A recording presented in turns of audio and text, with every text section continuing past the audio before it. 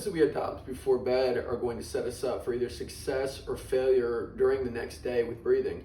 And the reason that is because we spend so much time at night being deprived of the optimal ability to get oxygen and oxygenate our body and just get air in and out. And this has caused an epidemic of CPAPs and snoring and things that are largely preventable.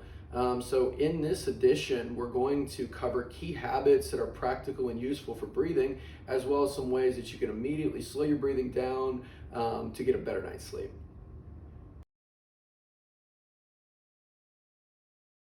About a 3-minute breathing routine, and what I'm going to do here is use just a towel to roll up and put behind my neck. Okay, this is going to re-establish a good neck position, and it's going to help to kind of open up the airway as well, especially for those back sleepers in the house.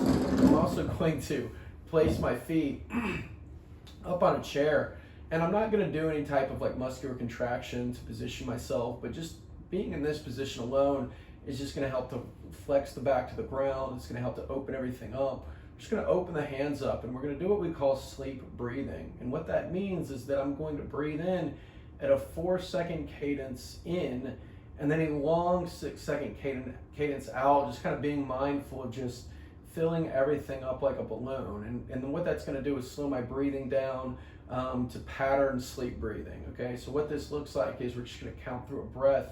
I'm just going to breathe in on 1, 2, 3, 4 through the nose, and then just long nasal exhale, not through the mouth, through the nose. 1, 2, 3, 4, 5, and 6. We pause. And when you're doing that, you should get about maybe 6 breaths a minute. And if you do that for 3 to 5 minutes, that's going to significantly slow down your breathing as it is, just as it is when you sleep. Okay, so that's really thing one. Okay, and then what we'll talk about next is how we modify sleeping position to allow for optimal inhalation, exhalation as you sleep.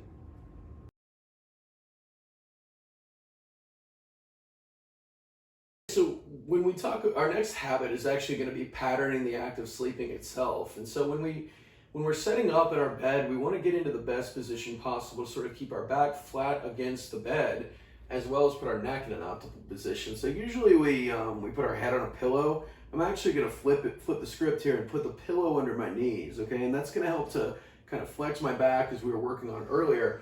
I'm also just going to sleep with a little towel behind my neck, and this is what I personally do. This helps me a lot, and this has personally helped me through some issues with snoring. So this is just going to give me a good position to sleep through. And if you're a back sleeper, this is the optimal situation. The other thing to consider is that if you do still have sort of space between your back, or you feel a particular like maybe tension on the left versus the right, I can take a towel or just something like that, and I can level myself out. So when I put this towel under my left low back, I'm going to roll a little bit to the right. So if I have an arch on my right, that's going to flatten that arch out, and vice versa. So that's just something to consider, just kind of putting your body in the right position to be successful.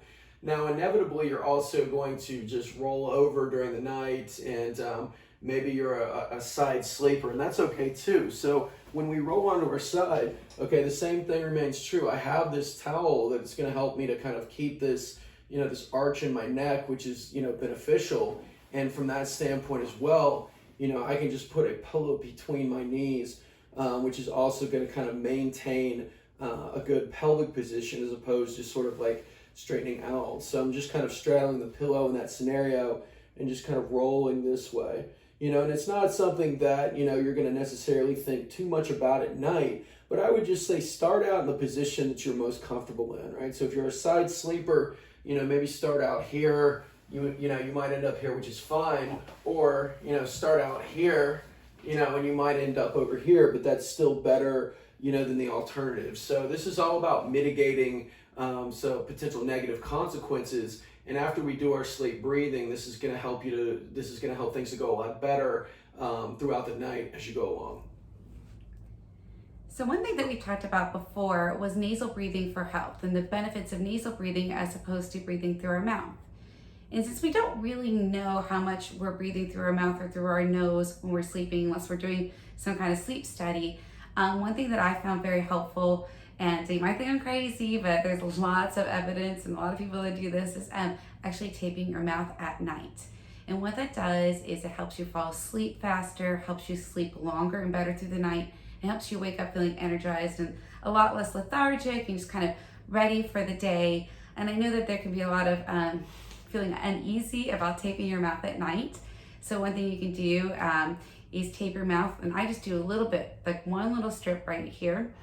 And you can tape your mouth during the day and do something normal for about 20 minutes. Do the dishes, do something, get used to having the tape on your mouth. There are also different brands of mouth tape that are available, local drugstore or pharmacy that are made specifically for that, so you don't keep, having glue on your lips and around your mouth, and they're made specifically for mouth taping. But it is something that I have personally found very, very beneficial to help me sleep throughout the night and really make me feel so much better when I wake up.